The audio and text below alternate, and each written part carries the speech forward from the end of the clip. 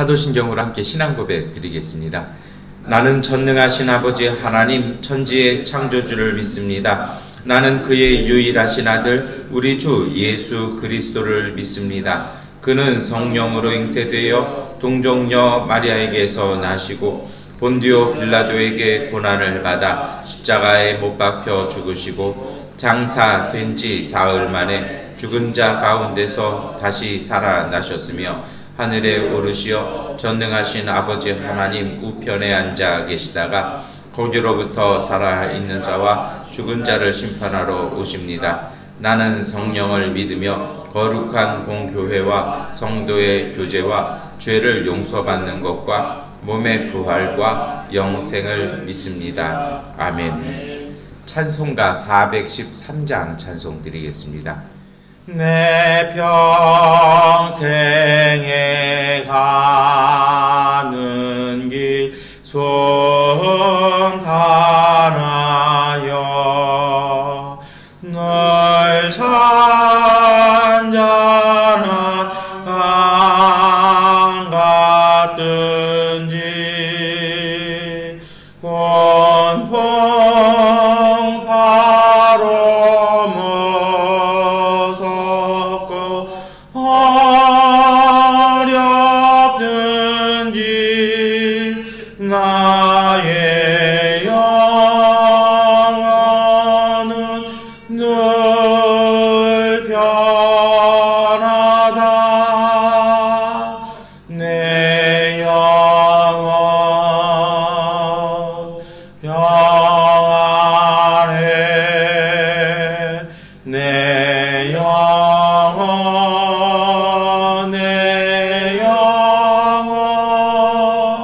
평안해.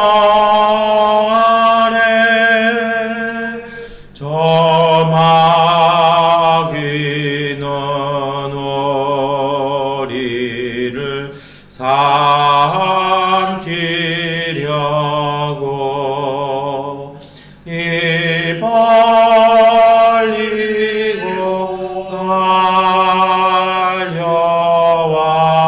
달려와도 주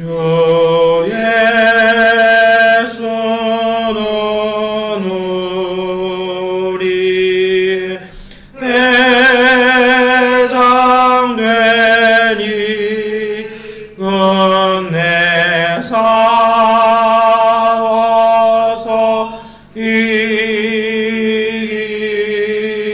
이기리라. 내 영혼 평안해. 내 영혼 평안해. 내 지은 죄 종빛 가더라도 주 예수께 나려면 그 십자가 비로소 아시스사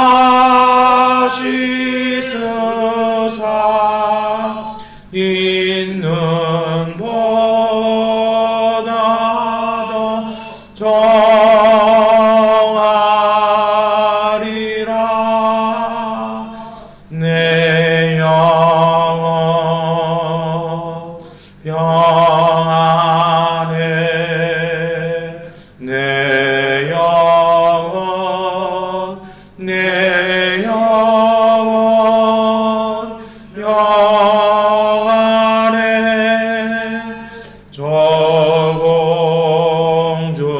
저공중에 구름이 일어나며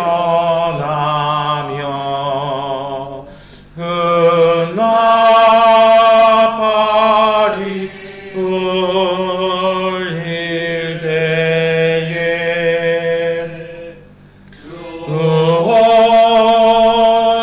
오셔서 세상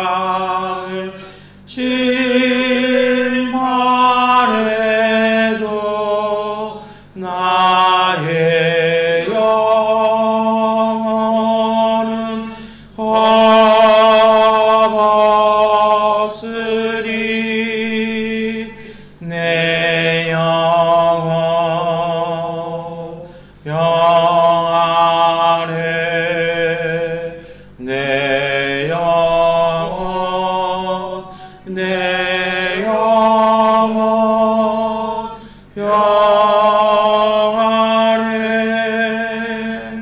아멘. 네, 마가복음 12장 18절부터 27절까지의 말씀 세 번역본으로 함께 읽겠습니다. 부활이 없다고 주장하는 사두개파 사람들이 예수께 와서 물었다. 선생님, 모세가 우리에게 써 주기를 어떤 사람의 형이 자식이 없이 아내만 남겨두고 죽으면 그 동생이 그 형수를 맞아 들여서 그의 형에게 대를 이을 자식을 낳아 주어야 한다 하였습니다.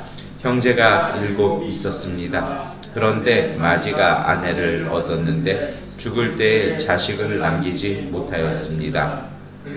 둘째가 그 형수를 맞아 들였는데 그도 또한 자식을 남기지 못하고 죽고 셋째도 그러하였습니다. 7이 모두 자식을 두지 못하였습니다. 맨 마지막으로 그 여자도 죽었습니다.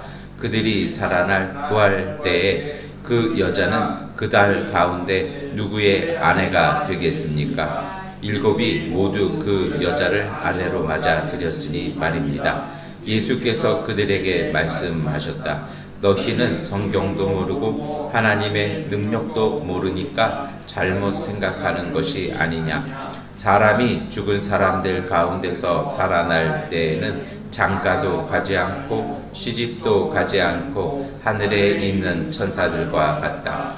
죽은 사람들이 살아나는 일에 관해서는 모세의 책에 떨기나무 이야기가 나오는 대목에서 하나님께서 모세에게 어떻게 말씀하셨는지를 너희는 읽어보지 못하였느냐. 하나님께서는 모세에게 말씀하시기를 나는 아브라함의 하나님이요 이삭의 하나님이요 야곱의 하나님이다 하시지 않으셨느냐. 하나님은 죽은 사람들의 하나님이 아니라 살아있는 사람들의 하나님이시다. 너희는 생각을 크게 잘못하고 있다. 아멘. 네, 우리가 오늘 읽은 말씀은요, 우리가 어제 읽었던 말씀과 이어집니다. 예, 어제 읽었던 말씀은, 묵상했던 말씀은 바리새인들이 나와서 예수님을 공격한 이야기였거든요. 그래서 세금을 누구한테 바쳐야 됩니까? 라고 얘기했잖아요. 근데 이번에는 이제 바톤 터치했습니다. 사두개인이 나와서 이야기를 합니다. 근데 가만히 보면 이 사람들이 자기네의 그 주 전공을 가지고 이렇게 하고 있는 거예요. 그러니까 바리새인들은 특징이 뭐냐면 오늘 성경에도 말씀합니다만 부활이 없다고 주장을 합니다. 이게 왜 그러냐면요.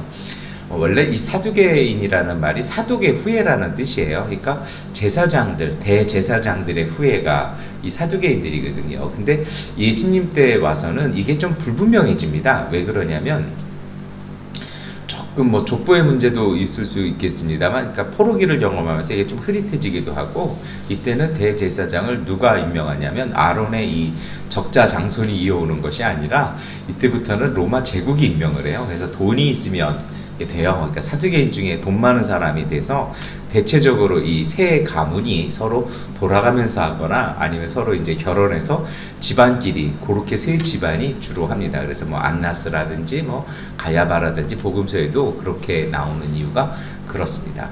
그러다 보니까 이 사람들이 내세울 권위가 없어요. 그러니까 제사장이면 존경을 받아야 되는데 쉽게 말하면 이때 제사장 그룹은 대제사장 그룹은 우리 식으로 얘기하면 친일 반역파 정도 이렇게 되다 보니까 안 따라오는 거죠. 그리고 성경적인 권위가 없어져 버립니다.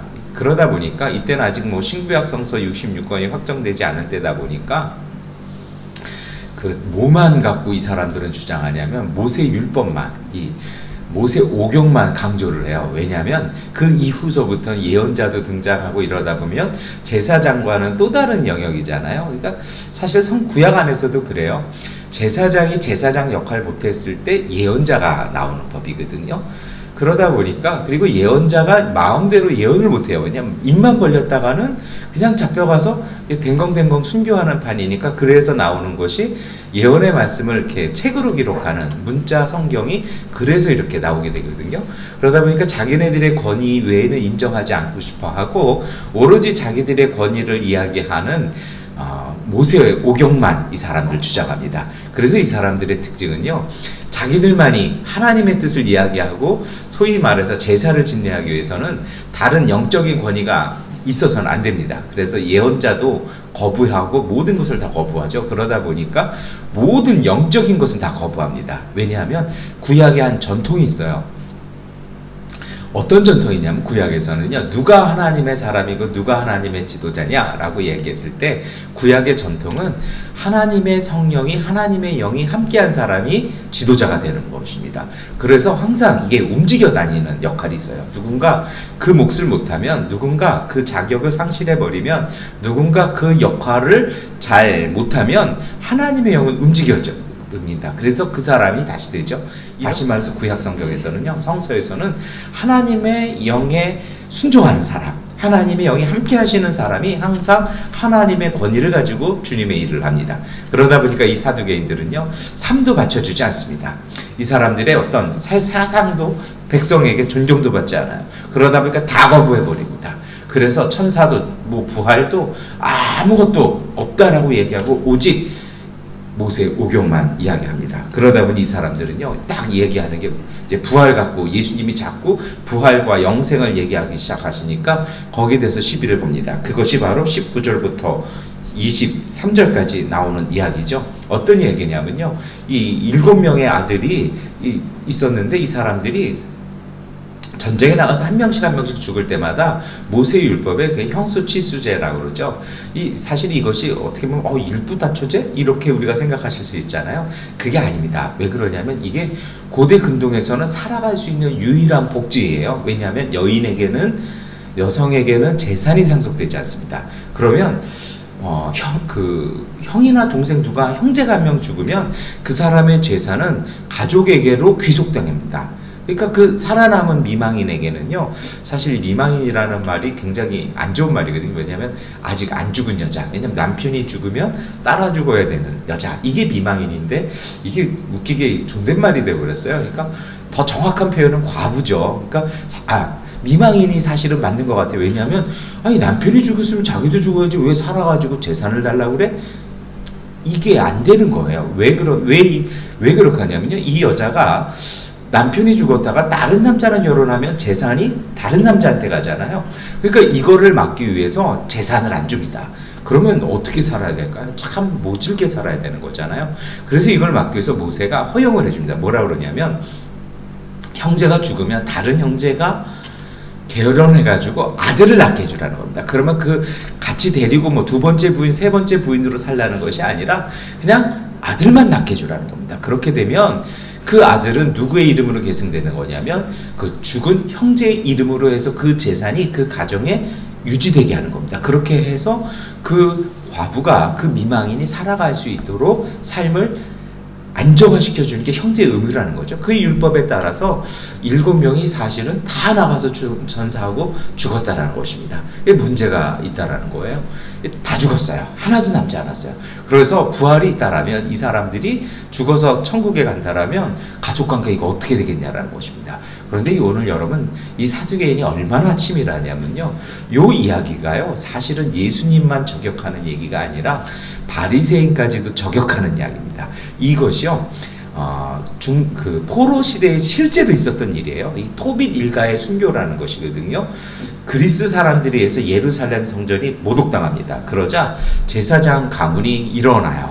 이 제사장들 중에서도 바리새에 가까웠던 사람들이 일어나서 그 성전을 되찾기 위한 독립전쟁을 나름대로 합니다. 그래서 아버지가 죽고 형이 죽고 다 한 명씩 한 명씩 전사합니다. 그러니까 이제 마지막 남은 아들이 남았을 때, 막내가 남았을 때 이 어머니가 울면서 얘기를 합니다. 우리 가문은 이어가야 되지 않겠냐, 너까지 죽으면 나는 어떡하냐 하면서 만류했지만 이 아들이 뭐라고 그러냐면요, 여기에서의 삶도 중요하지만 우리가 하나님의 성전을 이렇게 죽게 됐을 때 우리는 되살아날 것입니다 라고 얘기하면서 부활을 이야기하면서 가서 싸우다가 전사합니다. 그래서 이 이야기를 두고 이제 사두개인들이 역사 속에서 실제 있었던 일, 그리고 우리가 읽지는 않지만 외경에 요 얘기가 있거든요. 그래서 토빗 일가의 순교 이야기를 통해서 누구까지 저격을 해버리는 것입니까? 바리새인까지 저격을 합니다. 왜냐하면 그들은 로마와 가까운 사람들이었기 때문입니다. 그러면서 실제 있었던 일을 가지고 하면서 그 시대에 정말 논란이 되었던 이야기, 신학적인 해석을 두고 이야기하는 것입니다. 그런데요, 삶과 신앙이 원래 그래요. 정말 이거 가슴 아픈 얘기잖아요. 한 가족이, 한 가문이 멸문당합니다. 멸족된 것이에요. 그런데 정말 역사에서 정말 화가 나고 분노하게 되는 건 뭐냐면요, 어떤 한 가정의 분노와 그 슬픔을 가지고, 그걸 가지고 신학적으로 해석하고 평가하는 것만큼 잔인한 일은 없습니다. 우리나라도 그렇잖아요. 세월호에 정말 어린 학생들이 죽었습니다. 그것을 갖고 교통사고니 뭐니 하면서 슬픔을 슬픔으로 봐야 되는데, 그것을 정치적으로 해석하기 시작하는 순간 그것은요 정말 나쁜 짓입니다. 오늘 사두개인들이 그 일을 하면서 예수님을 공격하기 시작합니다. 이거 보십시오. 이렇게 되면 부활 이후에 가족관계가 이렇게 되면, 가문도 없고 가족도 없고 공동체가 붕괴되면 그게 말이나 되는 일입니까? 라고 공격하는 것이죠. 그러자 이제 24절에 예수님께서 말씀합니다. 우리 24절 말씀 함께 읽겠습니다.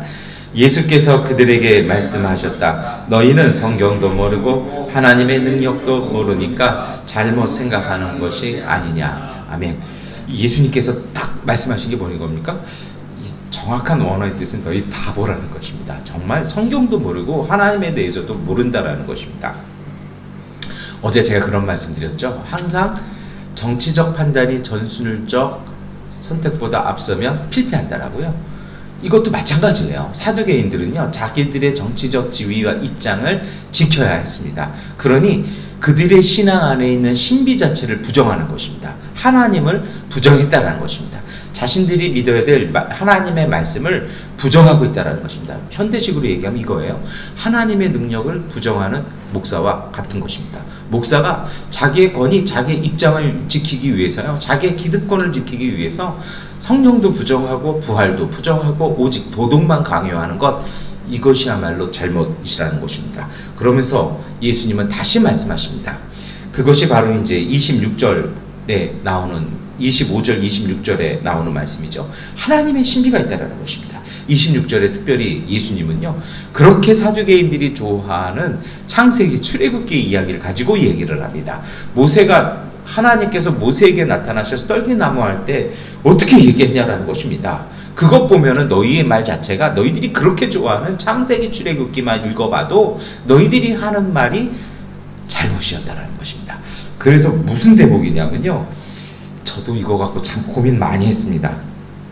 하나님께서 모세에게 어떻게 말씀하셨는지를 너희는 읽어보지 못하였느냐. 하나님께서는 모세에게 말씀하시기를 나는 아브라함의 하나님이시요 이삭의 하나님이요 야곱의 하나님이다 하시지 않으셨느냐. 그러면서 예수님께서 하나님은 죽은 사람들이 하나님이 아니라 산자들이 하나님이다 이렇게 말씀하시는데, 이게 논리적으로 저는 이해가 안 됐어요. 그게 어떤 근거와 어떤 연관성이 있다라고 사두개인들이 이거 가지고 졌습니다 항복하는 걸까? 말이 안 됐거든요. 그게 사실은 번역의 문제입니다. 제가 자꾸 예배 시간이나 새벽에 번역의 문제를 말씀을 드리는데요, 그리스어 성경으로 이것을 읽으면 의미가 달라져요. 어떻게 돼 있냐면, 우리 한국적인 표현에서는요, 아브라함의 하나님이요 이삭의 하나님이요 야곱의 하나님이, 이게 별 그냥 의미 없어요. 그쵸? 그럴 수 있어요. 근데 그리스어는요, 어떤 특징이 있냐면, 한국어와 다르게 특히 이 유럽적 언어들은 굉장히 그 성이나 인격에 대해서 아주 면밀합니다.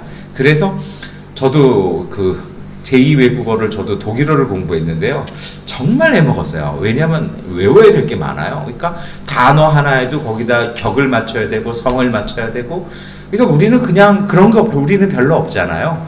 근데 이게 주격이냐 소유격이냐 목적격이냐 혹격이냐 이거를 다 생각해서 동사 하나에도 그 변화를 다 줘야 되는 거죠. 이제 그리스어 성경을 읽으면 이것은 어떻게 되냐면 철저한 현재형으로 되어 있습니다. 그러니까 어떻게 번역을 해낼 수 있냐면요, 지금 살아있는 아브라함의 하나님도 되고, 지금 살아있는 이삭의 하나님도 되고, 지금 살아있는 야곱의 하나님도 된다라는 것입니다. 여러분, 아브라함, 이삭, 야곱이 이게 그 부모 관계잖아요. 부자 관계잖아요. 그러면 하나님께서 이삭의 하나님이 되셨을 때는 아브라함은 이미 죽어서 하늘 갔습니다. 야곱의 하나님 되셨을 때 이삭은 죽어서 하늘로 갔습니다. 그런데 하나님 보시기엔 어떻게 되는 것입니까? 동시대로 얘기를 한다라는 것입니다. 이것을 양자물리학자가 보면 뭐 양자역학적 입장에서의 뭐 그렇게 얘기도 할 수 있겠습니다만, 오늘 예수님이 하시는 말씀이 무엇입니까? 하나님 앞에서 아브라함도 살아있고 이삭도 살아있고 야곱도 살아있어서 그 모든 사람들과 관계하고 계시는 하나님의 신비가 있다라는 것입니다. 다시 말해서 사두개인들이 생각하는 논리, 그들의 입장 속에서의 하나님이 아니라, 하나님은 모든 이들과 관계 속에서 살아있는 하나님, 하나님의 신비 속에서 오늘 우리를 만나고 계시는 하나님이시라는 것입니다. 다시 말하면요, 정리하면 하나님의 영역이 따로 있다라는 것입니다. 그런데 너희들은 왜 너희들의 입장, 너희들의 기득권 때문에 너희 방식대로만 하나님을 오해하고 왜곡하고 아예 들으려고 하지도 않고 아예 보려고도 하지 않는다라고 오늘 예수님은 비난하시는 것입니다. 여러분, 이 말씀을 우리가 어떻게 묵상하고 기도해야 할까요? 오늘 이 말씀 묵상하면서 저희는 이렇습니다. 하나님은 우리의 생각과 다르십니다. 하나님은 우리의 방식과 다르십니다. 그래서요, 오늘 우리가 우리의 삶이나 우리의 입장이나 우리의 경험 때문에 하나님을 제한하지 않았으면 합니다. 하나님을 하나님으로 볼 수 있는 그 믿음이 필요합니다. 우리가 주님의 능력을 받아들일 수 있는 그 믿음이 필요합니다. 그게 어떻게 해야 할까요? 그것이 저는 사실은 믿음이고 경외감이라고 생각하는데요. 이러한 것에 대한 제언을 이렇게 드리고 싶습니다. 사실은 이런 말씀을 드리면 바로 따라 나오는 이야기가 있죠. 어떤 것입니까? 성령과 동행하시고 하나님과 사귀십시오. 왜요? 그 사귐을 통해서 우리는 알아갈 것입니다. 함부로 속단하지 마십시오. 함부로 판단하지 마십시오. 내 생각대로 이것은 주님이 오셔도 이거는 안 될 거야 라고 생각하지 마십시오. 정말 성령께서 우리에게 소망을 주시고 바람을 주신다라면 그 우리의 생각으로 판단하고 일에 마침표를 찍지 마십시오. 하나님께서 축복을 준비하시고 은혜를 주시려고 준비하고 계시는데 우리 스스로 그분을 닫고 거부하는 것은 정말 어리석은 일 아닙니까? 제가 지난 주간에 자주 말씀드렸던 이야기가 있습니다. 솔직한 제 표현입니다. 가끔은 이렇게 중보하고 기도 제목 주신 거 기도하다가 이렇게 만나서 이야기 들어보면 안타까울 때가 무엇입니까? 정말 다 됐는데 하나님께서 은혜 주시는데 두 가지 안타까움이 있어요. 첫 번째로는요, 자기가 중간에 스스로 포기해버립니다. 정말 있어야 되는데, 그 은혜가 있어야 되는데 스스로 포기해요. 두 번째는 뭐냐면요, 그 은혜를 받으려면 그릇을 준비해야 되잖아요. 그게 맞는 준비해야 되잖아요. 여러분 사실 그렇잖아요. 우리가 운동할 때도 그래요. 테니스 코트 가려면 테니스화 신고 나가야 되고요. 다른 그냥 구두 신고 나가면 쭉쭉 미끄러지죠. 골프장 가려면 거기에 맞는 격식 있는 옷을 입고 가야 돼요. 그냥 아무렇게나 함부로 그냥 축구 바지 입고 나가면, 제 선배 중에 그래서 골프장에서 퇴장당한 분인데, 이분이 잘 모르셔가지고 처음 갈 때 퇴장당한 분이 있는데요. 맞아요. 그러니까 받을 수 있는 그릇을요 준비해야 돼요. 그게 믿음이에요. 믿음은 그냥 가만히 앉아서 기다리고 주십시오 하는 것이 아니라 하나님께서 주실 거니까 그걸 내 삶에서 준비하는 게 믿음입니다. 그런데 아무것도 안 해요. 또 중간에 포기해요. 그러면요, 그때가 저는 사실은 목회자들 입장에서는 가장 안타깝습니다. 그것을 이렇게 말씀을 드리고 싶습니다. 여러분, 하나님 주신 꿈을 포기하는 순간, 그 꿈을 생존에 지금의 상황 때문에 그 꿈을 닫아버리는 순간 생명은 소실되는 것입니다. 그것이야말로 여러분 정말 슬픈 일입니다. 그러면 이거 어떻게 해야 될까요? 그래서 필요한 게 있어요. 하나님과의 사귐입니다. 사귈수록 주님을 알아요. 다시 말해서 저는 지금 체험을 말씀드리는 것입니다. 믿고 기다려보면서 경험하는 일들, 그 성령과의 동행 속에서 그것을 꼭 체험해야 알아야 되고 경험해봐야 할까요? 실패해봐야 할까요? 그래서 사귐이라는 표현을 쓰는 이유는요, 하나님이 우리 안에 계심을 믿고 고백하십시오. 그리고요, 동행하시면 하나님의 성령께서 말씀과 기도와 사귐을 통해서 주님은 우리에게 깨닫게 하시고 말씀하십니다. 이것을 위해서 꼭 하셔야 되는 것이 있습니다. 음미하면서 사십시오. 삶을요 너무 급하게 사십시오 마십시오. 너무 집중하지 마세요. 저는 다 아시는 것처럼 맛있는 거 먹는 거 좋아합니다. 맛있게 먹기 위해서는요, 천천히 해야 됩니다. 이 무슨 맛이 있는지, 식감은 어떤 것인지, 그 먹고 나서의 그 잔향은 어떤 것인지 천천히 먹어야 그 향을, 그 음식의 맛을 느낄 수 있어요. 여러분 보세요. 막 허겁지겁 막 먹는 건 배를 채우는 일입니다. 그런데 음미하면서 천천히 먹어도요, 배는 차요. 근데 한 가지에 더 유익이 있지 않습니까? 정말 그 음식이 주는 행복을 느낄 수 있는 것이죠. 여러분, 정말 삶을 음미하시기를 바랍니다. 정말 내 삶 속에 우리가 만나는 바람, 작은 사건들 속에 담겨있는 뜻들, 그것을 천천히 음미하십시오. 우리가 너무 빨리 간다라고요. 우리 양본에서 자주 쓰는 이야기 있잖아요. 운전하시는 분들끼리요. 막 이러고 아무리 빨리 가도 어디서 다 만납니까? 교차로 가면 거기서 다 만납니다. 워낙 교차로 신호가 늦어가지고 어차피 교차로 가면 다 만나요. 우리가 오늘을 너무 급하게 살고 빨리 살아도요, 하나님의 정한 속도대로밖에 못 갑니다. 그러니요, 성급해하지 마시고 삶을 음미하십시오. 하나님이 주시는 은혜도 음미하시고 사람과의 관계 속에서 정말 하나님의 형상도 만나보시고 성령이 주시는 그 감동들도요, 느껴보시면서 가시기를 바랍니다. 그렇게 되면 오늘 우리 가운데 역사하시는 주님의 이끄심을 느끼실 수 있을 것입니다. 정말요, 삶의 정수만을 맛보십시오. 필요 없는 것, 쓴물되는 건 버려버리시고 가장 핵심적인 것을요. 그래서 삶을 허겁지겁 살아가는 것이 아니라 성령과 동행하십시오. 성령과 동행하시는 분들이 하나님의 신비를 보시게 될 것입니다. 다른 이들은 안 된다라고, 끝났다라고 얘기하지만 하나님의 남겨두신 축복들, 그리고 임박한 은총들을 보게 되실 것입니다. 아브라함이 조카 롯과의 관계에서 그랬던 것처럼요, 정말 예수님 떠나가신 뒤에, 승천하신 뒤에 성령의 인재를 기다렸던 제자들의 그 기도처럼 하나님의 은총을 사모하며 사십시오. 끝난 것은 하나님이 마침표 찍기 전까지는 끝나지 않은 법입니다. 그 생명, 그 싹을 유지시키는 삶, 여러분, 그것이 바로 살아있는 것입니다. 살아있다라는 것, 모든 감각을 느낄 수 있는 것입니다. 모든 가능성을 열어두는 것이죠. 우리의 가능성은 하나님께 있습니다. 오늘 예수님은 다시 말씀하십니다. 하나님은 죽은 자들의 하나님이 아니라 살아있는 자들의 하나님입니다. 오늘 우리가 하나님 앞에서 살아있는 모습으로 교제하며, 그리고 정말 삶의 정수들을 음미하며 하나님과 동행함으로 하나님의 신비, 그 은총 가운데서 행복한 삶 사시기를 축원합니다. 기도하겠습니다. 전능하신 아버지 하나님, 오늘 우리에게 주님의 은총과 주님의 은혜를 더하여 주옵소서. 주님의 우리에게 주시는 큰 은혜들이 가득 있음을 보게 하여 주시옵소서.